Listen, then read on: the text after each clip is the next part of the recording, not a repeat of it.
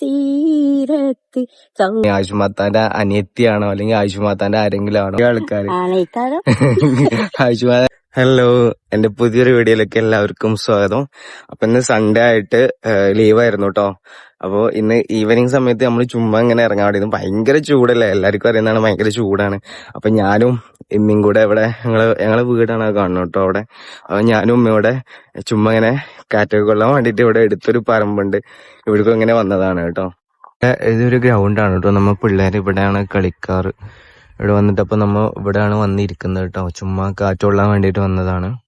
അപ്പോ ആക്ച്വലി ഒരു കാര്യം പറയാൻ വേണ്ടിയിട്ടാണ് നമ്മൾ ഈ ഒരു വീഡിയോ ചെയ്യുന്നത്. എന്താണെന്ന് വെച്ച് കഴിഞ്ഞാല് ഇതിനു മുന്നേ ഞാനൊരു ഷോർട്ട് ഇട്ടിട്ടുണ്ടായിരുന്നു. ഉമ്മ ഹലാൻ ഷാന്റെ ഒരു വീഡിയോ കണ്ടിട്ട് ചിരിക്കുന്നതും അതുപോലെ അതിലോരോ കാര്യങ്ങൾ പറയുന്നതൊക്കെ ആയിട്ട് ഇമ്മ അറിയാണ്ട് ഞാനൊരു വീഡിയോ എടുത്തിട്ടുണ്ടായിരുന്നു. അതിൽ ഒരുപാട് കമന്റ്സുകൾ വന്നിട്ടുണ്ട്. ഫസ്റ്റ് കണ്ടപ്പോ ആയുഷ്മാത്താനെ പോലെ തോന്നി, ആയുഷ്മാത്താന്റെ അനിയത്തിയാണോ അല്ലെങ്കിൽ ആയുഷ്മാത്താന്റെ ആരെങ്കിലും ആണോ എന്നുള്ളത്. ആക്ച്വലി ഞങ്ങള് ആയുഷ്മാത്താന്റെ ആരുമല്ല, ഒരാളെ പോലെ 7 പേരുണ്ട് എന്നല്ലേ, അതുപോലെ ആയുഷ്മാത്താനെ പോലെ തോന്നിക്കുന്ന 7 പേരിൽ ഒരാളാണ് ആയിരിക്കാം എന്റെ ഉമ്മ. അപ്പൊ അതോടെ പറയാൻ വേണ്ടിയിട്ടാണ് വന്നത്. ഒരുപാട് പേര് കമന്റ് ഇട്ടിട്ടുണ്ട്, അതുപോലെ തോന്നി, അല്ലെങ്കിൽ അത് നിങ്ങളാര് റിലേറ്റീവ് ആണോ, അങ്ങനെയൊക്കെ ഒരുപാട് കമന്റ് വന്നിട്ടുണ്ടായിരുന്നു.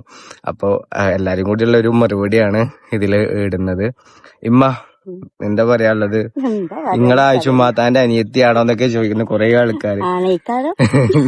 ആയുഷ്മാതാന്റെ അനിയത്തിയാണ്, നമ്മള് കുടുംബാണ്. ഉമ്മാന്റെ കുട്ടിയുടെ ചെറിയ കുട്ടിയാണ് കേട്ടത്. ഓക്കെ, അപ്പൊ എന്താ നിങ്ങക്ക് പറയാനുള്ളത് നിങ്ങളെ പ്രേക്ഷകരോട്?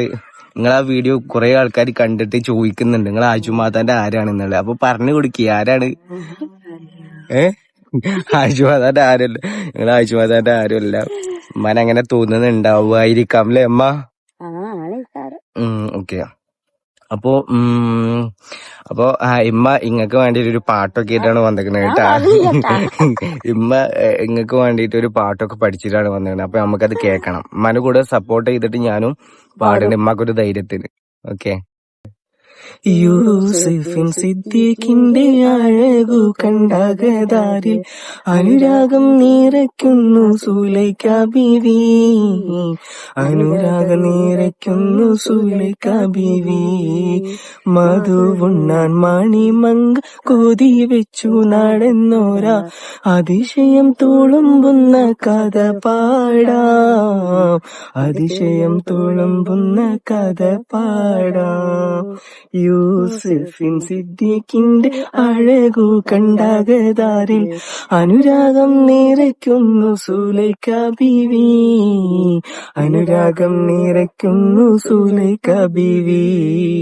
മധുവുണ്ണാൻ മണിമങ്ക കൊതി വെച്ചു നടന്നോരാ അതിശയം തുളുമ്പുന്ന കഥ പാടാം, അതിശയം തുളുമ്പുന്ന കഥ പാടാം. നീ തരും ഔദാര്യം ഇല്ലെങ്കിൽ ഈ ഭൂമിൽ വൻകൂരയാവാൻ നിമിഷം മതി.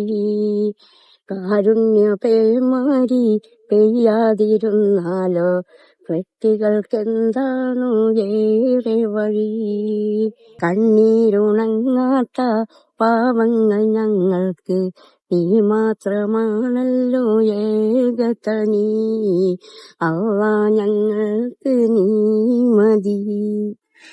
മലർക്കൊടിയെ ഞാനൊന്ന് പുഴയരികിൽ പോയെന്ന് വളർന്നു വരും മുഞ്ചുള്ളൊരു പെണ്ണിനെ കണ്ട്, അവളുടെ സുന്ദരമാം കൺകോണിൽ സ്വർഗം കണ്ടേ.